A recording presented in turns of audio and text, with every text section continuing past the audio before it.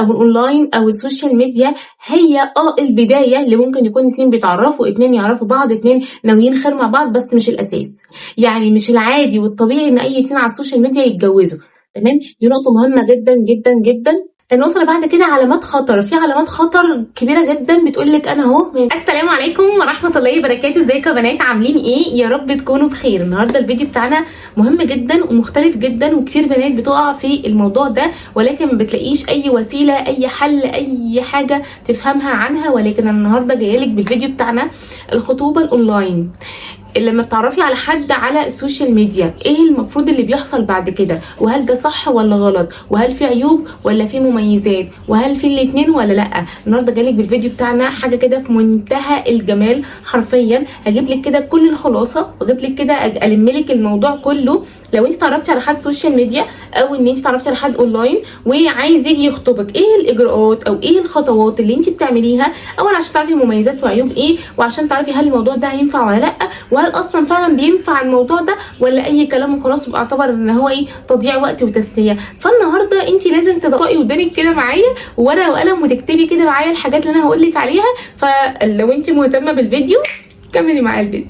جايلك بقى النهارده وبقول لك ان في خطوبات كتير بدات تبدا على السوشيال ميديا او خطوبه تكون اونلاين. تمام، ولكن هل الخطوبه دي بتنفع ان هي تكمل ولا لا؟ وده اللي هنعرفه النهارده في الفيديو بتاعنا. معايا كده قد 7-8 نقط بخصوص الخطوبات الاونلاين، ولكن انا عايزاكي تخلي موضوع الخطوبه الاونلاين ده اخر حاجه انت ممكن تلجئي لها، او اخر حاجه ممكن تكون ان دي التجربه بتاعتك. حاولي بقدر الامكان يكون الموضوع فيس تو فيس احسن، معارف دايره حواليكي افضل، الحاجات دي كلها. دلوقتي انا خلاص في الموضوع ده وبقيت انا في حاله الموضوع الخطوبه بتاع السوشيال ميديا.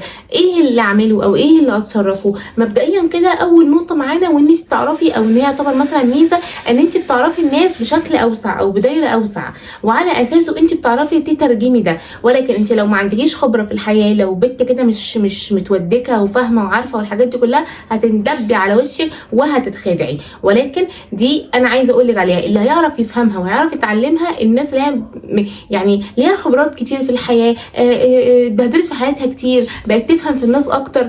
تمام. طيب لان اصلا كمان موضوع الشات ده ما بنتكلمش فيه لا في علاقات ولا في مشاعر ولا في اي حاجه خالص، عشان ده اكتر حاجه حرفيا بتدي الموضوع عكس تماما. يعني هو لو حتى بيقول لك صباح الخير العادي، ممكن تحسبها انت صباح الخير صباح الخير صباح الخير صباح الخير. انت فاهمه؟ فكتير قوي قوي قوي قوي بيوصل معلومات غلط. السوشيال ميديا او الشات او اي حاجه كتابه ما بينه وما بين الطرف الثاني اخرنا يبقى معلومه اخباريه. انا رايحه الدرس، انا جايه من الدرس، انا رايحه المدرسه، انا جايه من المدرسه، انا رايحه الشغل، انا جايه من الشغل، هات حاجه مثلا وانت جاي لو انتوا مثلا متجوزين. الحاجات دي كلها معلومات اخباريه مش معلومات مشاعريه عشان تتحس. تمام، دي كانت اول نقطه. سهل جدا جدا جدا ان هو يتم فيه التزييف والتمثيل بشكل كبير جدا.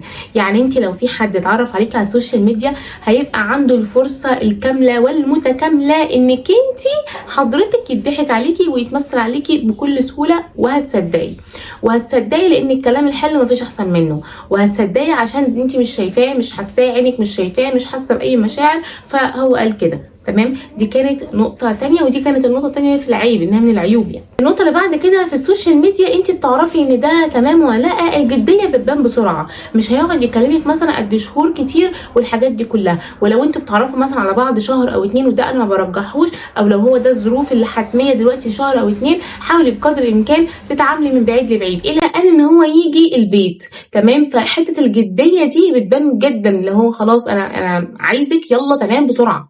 مش هيقعد لسه ياخد ويدي، مش لسه هيقعد ان هو يتكلم ويروح ويجي ومش عارفه ايه الحاجات دي كلها. لا، هو بيجي ان هو البيت عشان انا عايز البنت دي من البيت ده عشان ابقى داخل البيت بكل احترام بكل ادب. طب يا دينا لو ما ده ما حصلش يبقى هو كده مش عايزك. في علامات خطر بتقولك انا اهو ما تكمليش، اوعي تكملي. الغموض، التأجيل، ان هو ما يأجل ان هو يجي، يأجل ان هو ياخد الخطوه.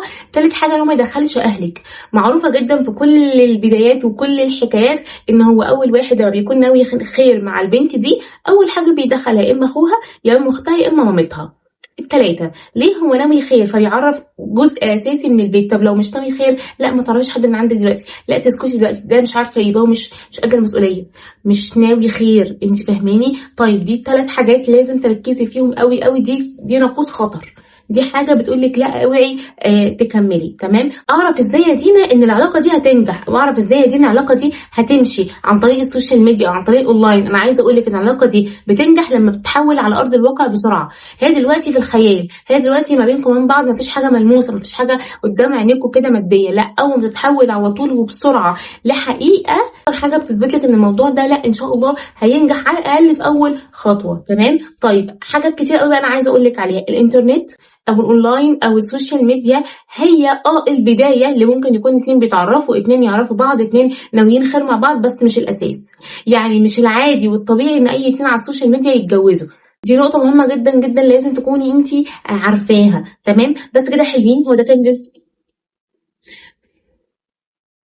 النقطة اللي بعد كده أنا عايزاكي بس تفلتري ما بين اللي قدامك، ما تنبهريش قوي بأي حد يجيلك، ما تنبهريش قوي بالكلام، حاولي تنبهري أكتر بالأفعال. لو أنت لسه بنوتة أول تجربة ليكي والحاجات دي كلها، ركزي اللي يعمله يعني هو ده اللي تصدقيه، اللي يقوله تمام أنا معاكي لحد الآخر. تمام؟ بس كده حلوين. ده كان فيديو النهارده، يا رب يكون الفيديو عجبكم. لو عجبكم اوعوا تنسوني لايك والشير والسبسكرايب والكومنت. استودعكم الله والسلام عليكم ورحمة الله وبركاته.